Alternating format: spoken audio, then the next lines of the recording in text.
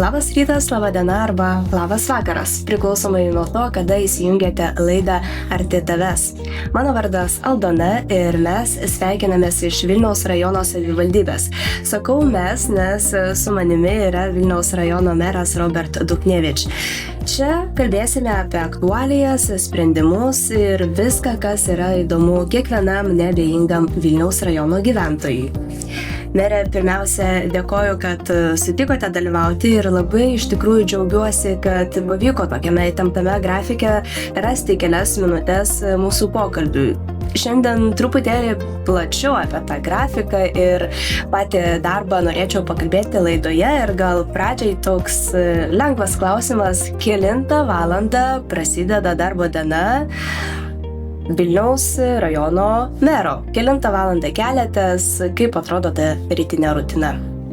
Taip, pirmiausia, aš prieš atsakant į klausimą norėčiau pasidžiaugti, kad mūsų savivaldybės komunikacija irgi taip gerai auga ir ta tinklalaidė bus turbūt geras labai pavyzdys, kada gyventojai gaus daugiau informacijos ir galės tikrai susipažinti daugiau su savivaldybės darbu. Tai tikrai labai džiaugiuosi, kad, kaip ir visa komanda ir savivaldybė ryšium su administracija kūrė tokią turinio laidas. Tai tikrai labai smagu, kad ir pirmoji laidoje galiu sudalyvauti.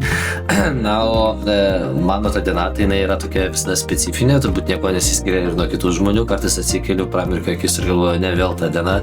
Kitą kartą atsikeliu ir galvoju, wow, faina, nes šiandien turiu nuveikti tokius darbus ir reikia greičiau ruoštis ir važiuoti. Tai mano ta rytinė rutina atrodo taip, aš keliuosi be 15, be 26 kažkur, nes prieš darbą dar turiu atitinkamų užsiėmimų, tai keliuosi, einu aišku savo visus buitinius reikalus tvarkausi, visi daiktai iš vakaro pas mane yra surašti, tai tradicija dažnai būna beveik kiekvieną dieną šaltas dušas, kad tai padėtų prasibūdinti, greičiau atsigauti kažkaip, ir susirašiu, pasiemu visus savo daiktus ir jau po gal 20 minučių važiuoju.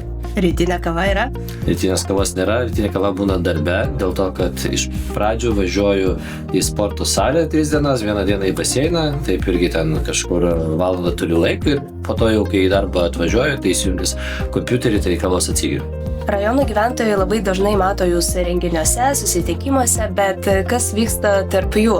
Kaip atrodo įprasta mero diena darbo vietoje, savivaldybėje? Ar visada baigėsi numatytų darbo metu, ar dažnai tenka užsilaikyti ilgiau darbe?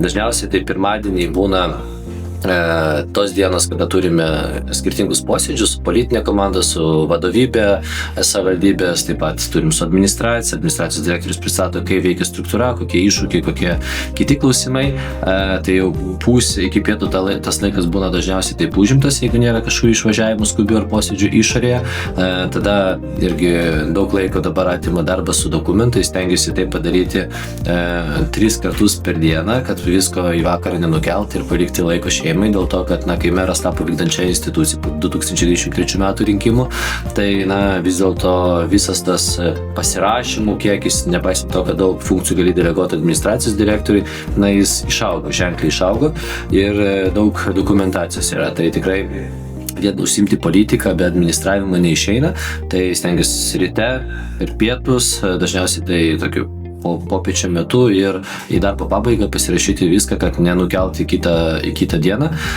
Kitas dalykas, dažniausiai būna skirtingi ir susitikimai, tai antradieniais priimu gyventojus nuo pietų, tai stengiuosi, kad tas laikas būtų irgi skirtas būtent gyventojams, kada galime išklausyti skirtingas problemas arba neišspręstus klausimus. Ir turime, aišku, iš anksto sutartų kažkokių susitikimų su visokiausiais verslo atstovais, su institucijom kitom, sprendžiant vieną ar kitą klausimą. Šių metų spalio mėnesį buvo atliktas Vilniaus rajono sociologinis tyrimas, kurio metu paaiškėjo, kad Vilniaus rajono savivaldybė yra matoma kaip žmogiška, prieinama ir atsakinga institucija. Gyventojai taip pat pastebi, kad per pastaruosius 5 metus savivaldybėje gerokai padidėjo skaidrumas. Kokie jūsų manymų sprendimai labiausiai prisidėjo prie tokių įvertinimų? Visų pirma, skaidrumas turbūt didėja ryšium su to, kad ir nacionalinės institucijos irgi skiria daugiau dėmesio ir tai švietėjiškai veiklai, ir visom prevenciniam akcijom ir kitiems dalykams, ir valstybinės institucijos kaip mūsų ir savivaldybė yra įtraukiamas irgi į tą procesą ir tikrai, kadangi paminėtas 5 metų laikotarpis, tai nėra tik tas laikotarpis, kada aš dirbu ir prieš tai aš manau, kad visuomenė visien juda to skaidresnių kelių ir vis daugiau tų visuomeninių iniciatyvų ir institucijų atsakingų iniciatyvų jos virsta realiais rezultatais. Tai ką galiu pasakyti iš mūsų pusės, tai man labai buvo svarbu, kad būtų plačiai visuomeniai pristatoma, kas daroma, būtų diskutuojama, tai ta pati komunikacija yra labai svarbi, kad net jeigu tu vykdai vienus ar kitus darbus, tai ne dėl to, kad juos reikia parodyti, kad tu vykdai, kad žmonės žinotų, galėtų išreikšti savo nuomonę, galėtų diskutuoti, būti įtraukti į procesus. Tai aš manau, kad komunikacijos sustiprinimas labai daug lėmė, nes ir tiek aš stengiuosi komunikuoti socialiniuose tinkluose, tiek pati savivaldybė daugiau stengiasi skirti laiko komunikacijai ir tai kokybiškai, kad parodyti, kokie infrastruktūriniai projektai atsiranda, kur yra įgyvendinus kokios priemonės socialinės srities ir sveikatos srities, kurie labai daug skiriame dėmesio pastaruoju laiku. Švietimas tas pats, kuris yra toks mūsų rajono skaudulys pastovus, nes ten kyla daug diskusijų dėl skirtingų dalykų. Tai aš manau, kad tai labai įtakojo. Kitas dalykas, kai kalbame apie tus tyrimus, kad matome atviresnę, vėlgi savivaldybė ir labiau pasiekiama žmonėms, tai vėlgi tas pats požiūris į žmogų. Ar mes norime užsidaryti kabinetuose ir sėdėti ir ten sakyti, kad mes esame kažkokie vadovai ir pas mus nieks negali patekti, ar mes tiesiog žmogišką santykį parodome, visų pirma, kuriant čia administraciniam aparate, vadovybė, darbuotojai ir visi kiti, visų kita, o antra, pernešant visą tai į išorę, tai reiškia pas mūsų gyventojus. Tai bendraujant ir su seniūnijų atstovais, ir su pavaldžių įstaigų atstovais, įmonių, tai visada statau standartus, kaip vykdančioji institucija, kad tas betarpiškas kontaktas su žmonėmis būtų. Tai reiškia, jeigu yra problema, kad paskambinus į kokią komunalinę įmonę, jinai nebūtų padėta kažkur biurokratiškai į stalčių, kad tikrai būtų žmogui išaiškinama, net jeigu dabar negalima to padaryti, bet žmogiškai būtų išaiškinama, kaipgi jinai bus sprendžiama ar kaip ją kitų būdų galima išspręsti, net jeigu tai nėra jų kompetencija. Tai aš manau, kad visi tie uždaviniai, kurie buvo suformuoti, jie po kokių metų pradėjo gauti kūną ir tikrai žmonės tai mato, jaučia, nes tikrai savivaldybė tapo atviresnė. Kaip į sprendimų priėmimą yra įtraukiami rajono gyventojai? Mes organizuojam mokinių atvažiavimus, išvykas čia, vedam tarybos ten posėdžius, simulacijas ir kitus dalykus. Ir tiesiog mes matome, kad čia gyvenimas verda, jis vyksta. Aš irgi stengiuosi būti dažniausiai ir politiniai komandai savo, kad būkite daugiau su žmonėmis, ar renginiuose, eikit pakalbėti, užeikit kartais kažkur, jeigu lankotės vietoje, irgi pas vietinius prekybininkus ar panašiai. Ir tiesiog tas viskas, kai susideda į bendrą katilą, jis turbūt ir suponuoja, kad tokia mintį, kad savivaldybė vis dėlto juda tokio atvirumo keliu. Paminėjote, kad labai svarbu yra, kad sprendimo priėmimą įsitrauktų patys gyventojai. Kokiu būdu gali tai padaryti? Kalbėdami tiesiogiai, gyvai, pavyzdžiui, per susitikimus?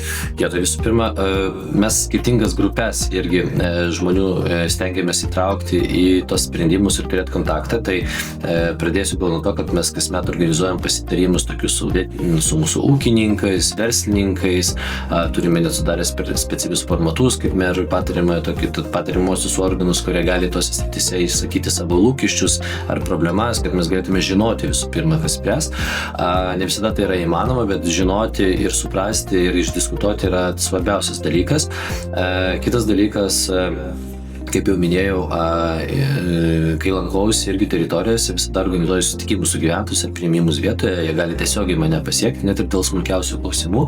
Ir tai irgi yra ženklas, kad žmonės gali būti įtraukti, siūlymus siūlyti irgi galima, pati mūsų, kaip minėjau, komunikacija ir paslaugų visas spektras yra išvystytas, yra specialiai įsteigtas tam ir skyrius paslaugų savivaldybei, kad jis galėtų reaguoti ir priimti gyventojų pasiūlymus ir į juos atsakyti.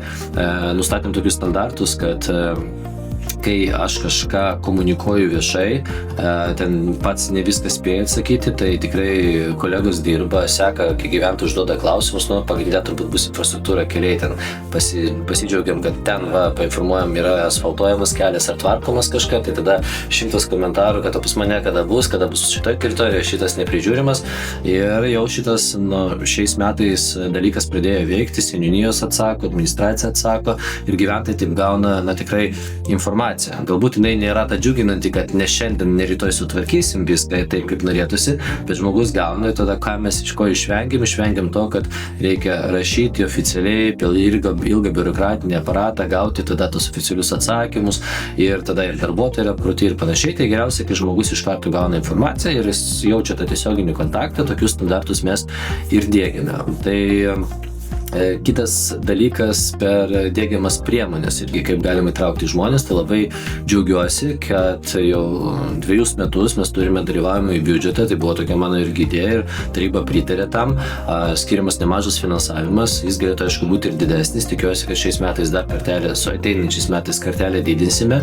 Tai dalyvaumasis biudžetas yra puikus mechanizmas įtraukti visuomenę dalyvauti sprendimų priimame, dėl to, kad jie patys diskutuoja, demokratiškai balsuoja, bando įtikinti, kad jų projektas yra geras ir nusipelno įvertinimo.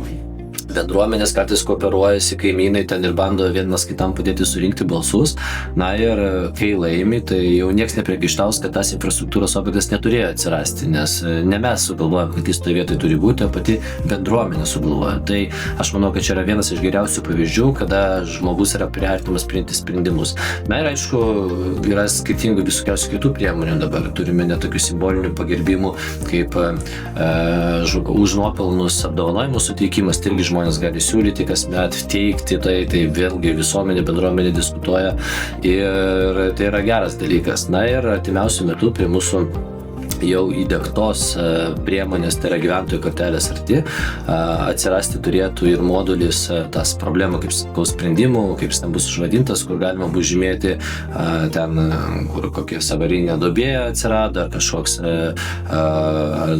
nuotykis vandens ar panašiai, ir tiesiog tas problemos bus irgi sprendžiamas tiesiogiai, žmogus galės sekti informaciją, kur tas klausimas nuėjo, nuvilnijo ir tada jau galės atsekti, kuris specialistas nagrinėja, nereikės jam skambinti, galbūt ir ilgai laukti, gauti to atsakymą administraciją. Tai vėlgi yra tiesioginis pritraukimas žmonių spręsti tos klausimus. Tai tokiom priemonėm ir dar kitom mes bandome kažkaip įtraukti žmonės į sprendimą.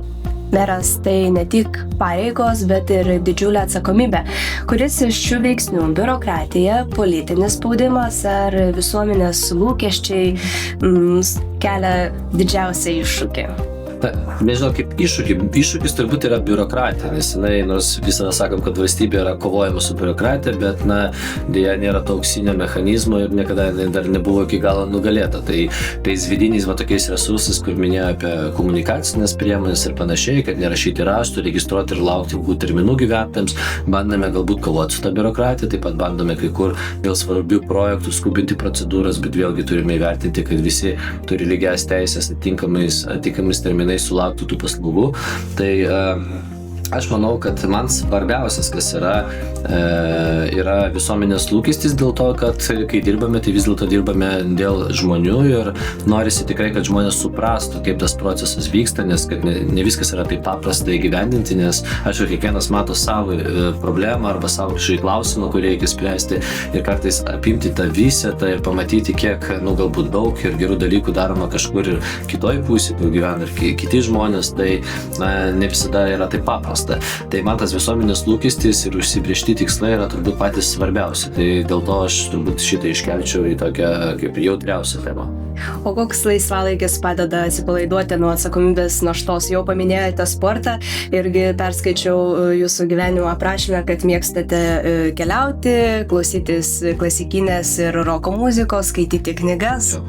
Tai tas sportas ir tas judesys visas, tai šiaip nėra kaip laisvalaikis, čia yra tiesiog toks gyvenimo būdas, kad tavo organizmas veiktų ir galva gerai mąstytų, jis ryte reikalingas man. Tai aš tai laikau kasdienę rutiną labiau, o tas toks poilsis, tai taip, aš mėgstu atsijungti nors ten keletą minučių per dieną, pasiklausyti muzikos, ausinės nors kabinete uždėjęs, ir tai būna taip, patys klasikinė, mėgstu labai Vivaldį šiaip, dabar jau sumiksuotas būna kartais, arba net ir iš šiuolaikinių Pavarotti sumiksuotas kažkoks šiaip gerų kūrinių yra, tai Tai toks dalykas, turiu nemažai knygų ir vis kaupiu, aš esu knygų kaupikas šitas. Aš turiu tokią maniją, kai eini kažkur pamatai, kažką įdomaus, tokio vertingo, galvoju, kad bus gerai, tu nupirki, bet kartais pastatai ir neperskaitai. Tai pas mane yra daug tokių, kur pradėta skaityti po keletą tam puslapių, būna po pusę knygos ir nedaskaityti, tai aš vis taip po truputį bandau jas suvalgyti. Na ir kelionės taip man labai patinka, bet tas iš kasdienių tokių poilsių, kur galiu kas savaitę sau leisti, tai realiai dabar man vertingiausias yra pabuvimas su šeima, nes to laiko mažai būna ir šiaip labai mėgstu išeiti tiesiog į mišką, žygiuoti, tai man toks laisvas ėjimas, buvimas gamtoje yra geriausias poilsis. Jei pažiūrėtume į ateitį, kokį Vilniaus rajoną norėtumėte matyti po 5 metų? Ką norėtumėte, kad žmonės suprastų ir žinotų apie jūsų darbą? Visų pirma, norėčiau, kad Vilniaus rajonas būtų ne tik pagal statistiką, nes kartais ta statistika jinai gali būti graži, o žmonės gali matyti kitaip, būtų viena perspektyviausia, nes turim didelį potencialą savivaldybių, kur tikrai būtų gera ne tik gyventi, atvažiuoti, turėti namus pernakvot, bet kad būtų tokie centrai, kur bendruomenės gali turėti tikrą gyvenimą, kad tai ir kultūra vyrautų, ir viešos paslaugos būtų pasiekiamas, kad mūsų teritorijos būtų gyvos. Tai dėl to mano tikslas yra sukurti dabar terpę, kad keletą centrų turėtų tokius traukos objektus ir panašiai, kur žmonės tikrai nenorėtų išvažiuoti į sostinę, o norėtų ten būti. Ir kad, aišku, mūsų gyventojai sakytų, kad čia yra geriausia vieta gyventi. O šiaip juokavant, tai 5 gal metai trumpas laikotarpis, bet norėčiau, kad per tą laiką visi keliai būtų išasfaltuoti, netrūktų mokyklų ir visi gautų atitinkamas sveikatos paslaugas, neturėtų kažkur registruotis kitose vietose. Mere, ačiū už atvirą pokalbį. Šiandien turėjome progą pažiūrėti jūsų kasdienybę bei pamatyti, kokie iššūkiai slepiasi už savivaldybės durų.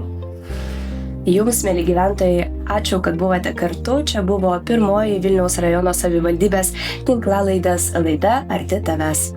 Iki kitų susitikimų.